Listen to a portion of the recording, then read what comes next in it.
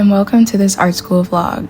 In this video, I'll be showing some of the projects I'm working on as an art minor. Critiques are coming up soon, so I had a busy week finishing up a few different paintings, so come along with me as I paint and talk about my process. So the first painting I needed to finish was an artist reproduction, and here's the original painting so you can see the vision.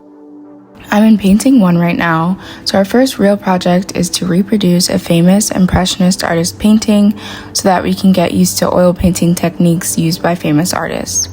So, of course, I chose Van Gogh painting because I love the colors and the brushstrokes he used to paint the portrait in this painting. This semester is my first time ever using oil paint, so I had to get used to some of the differences from acrylic paint.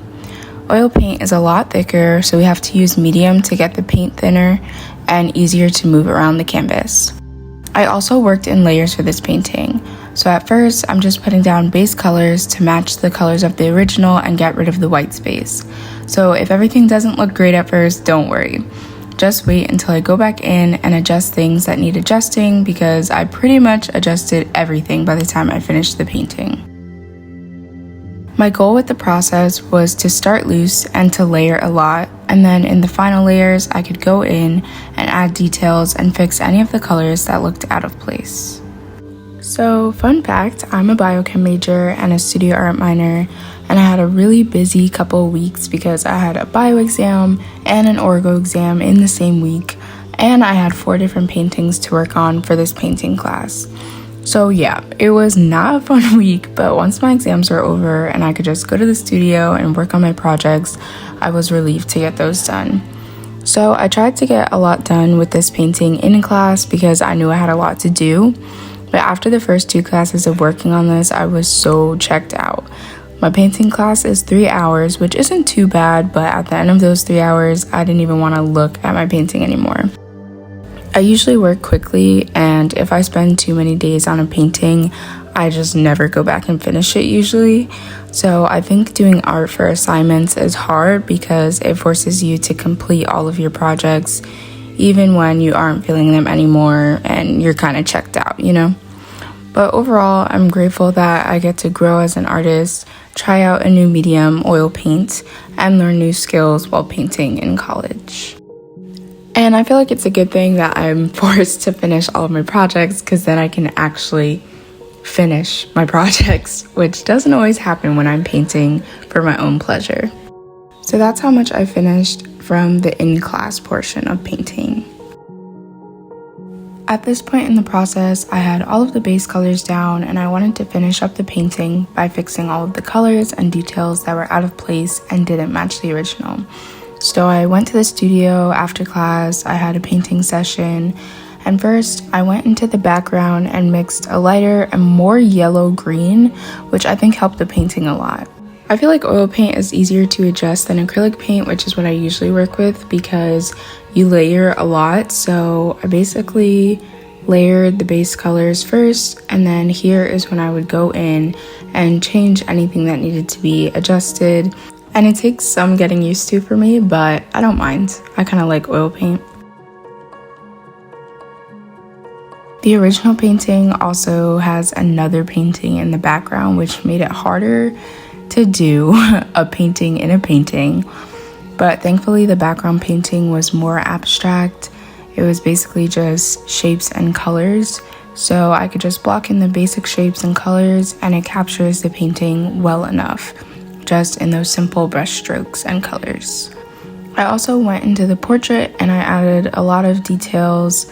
I fixed the eyes because I didn't really work on those too much, and I worked on the area around the eyes, but I didn't want to adjust the portrait too much because I was worried about ruining what I already had since I already liked the portrait and felt like it was pretty close to the original. The last thing that was bothering me the whole time I worked on this painting was the easel in the background.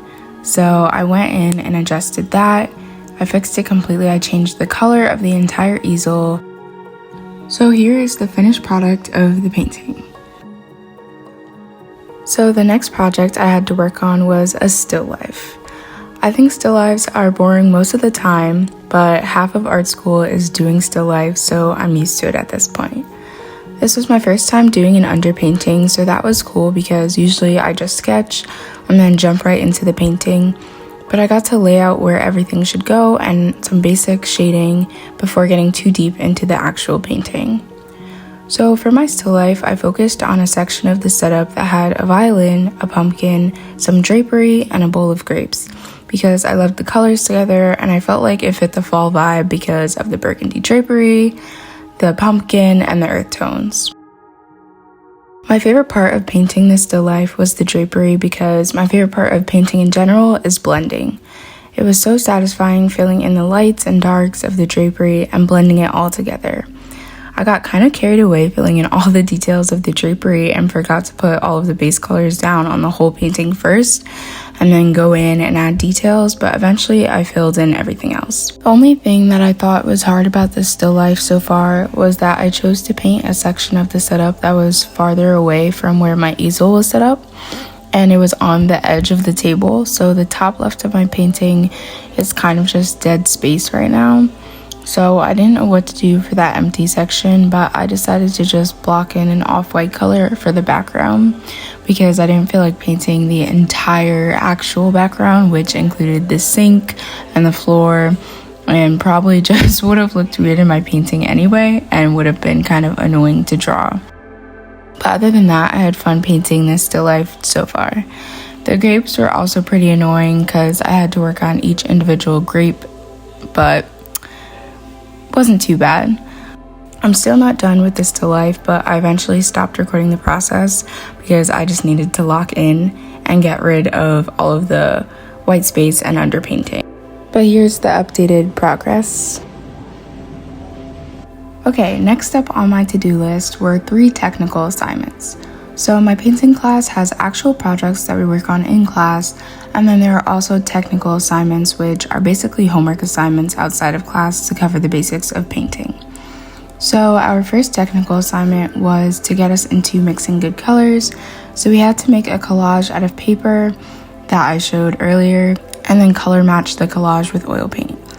Our next technical assignment was so tedious and took me way longer than it should have. You can see me doing it here. So we had to make a million different gradients to practice paint mixing again. So first we started with gradients for the 3 pairs of complementary colors. Then we took every single color of paint that we have and created a gradient with the 3 earth tones we have, which are yellow ochre, burnt sienna, and raw umber. And this took so long, guys, but it did look satisfying once I was finally done with it, but it took super long. It was just a very tedious process because we had to create all of the grids first, and then we had to slowly mix in a little more of each earth tone color until we had a nice gradient of 7 different colors for each. But yeah, here it is. So our last technical assignment was the easiest one, and that was just a simple color wheel.